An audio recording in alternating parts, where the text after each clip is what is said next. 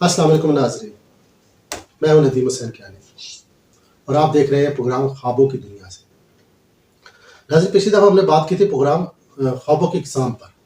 اس دفعہ ہم بات کریں گے پروگرام کے خوابوں کے میں وقت کی کیا اہمیت ہوتی ہے۔ ابن سیرین رحمۃ اللہ علیہ نے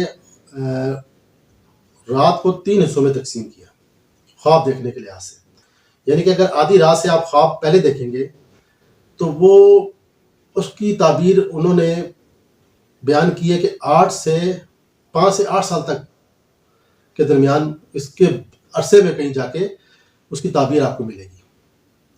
اور اگر آپ آدھی رات کے بعد طلوع صبح سے پہلے، یعنی نماز سے پہلے یا ابھی مطلب طلوع سحر سے پہلے آپ دیکھتے ہیں خواب، تو اس کی تعبیر انہوں نے 5 مہینے سے لے کر تھوڑے اور پر 1-2 مہینے اور تک اس کے درمیان آپ کو اس کی تعبیر ملے گی۔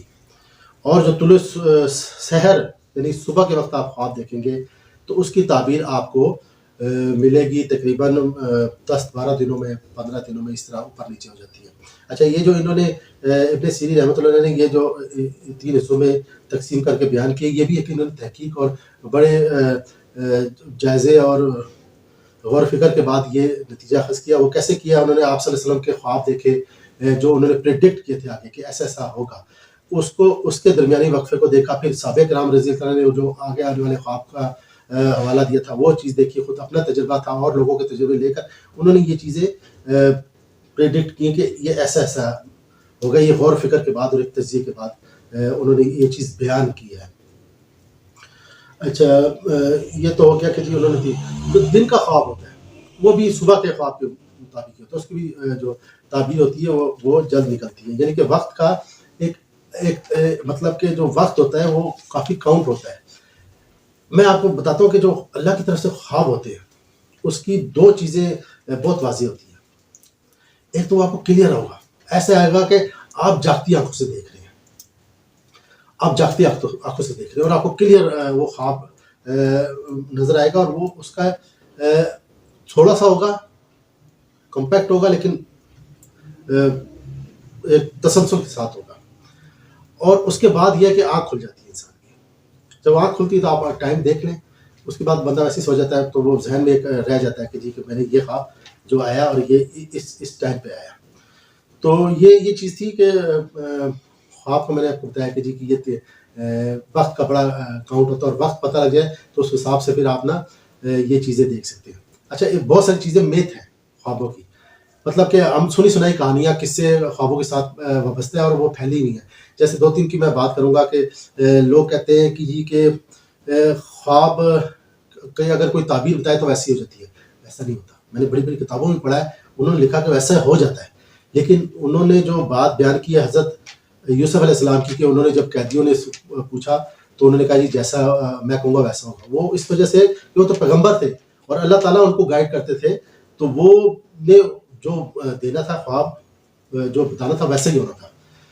تو اگر ایسا ہوتا کہ جو تعبیر بتانے والا ہوتا ہے، تو اس بادشاہ نے پہلے جو 7 گائیں کا دیکھا تھا حضرت یوسف علیہ السلام کے دور میں، تو لوگوں نے بہت سارے نے پریڈکٹ بھی کیا تھا، اور بعض لوگوں نے کہا ہمیں سمجھ نہیں آ رہی، تو لیکن جو حضرت یوسف علیہ السلام نے اس کی تعبیر بتائی ویسی ہوئی۔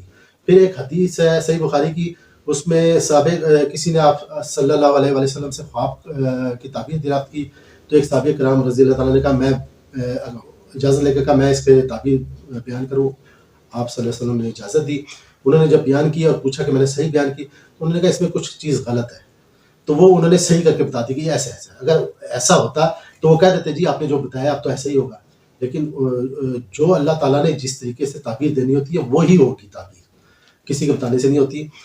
اپنا خواب کسی کو لازمی بتائیں، کیونکہ یہ بھی آپ صلی اللہ علیہ وسلم نے فرمایا کہ یہ پروں جو خواب ہوتا ہے نا وہ پیروں پہ پرندوں کے پیروں پہ ملحق ہوتا ہے، یعنی کہ اس کا کوئی وہ نہیں ہوتا کہ کبھی بھی گر جائے۔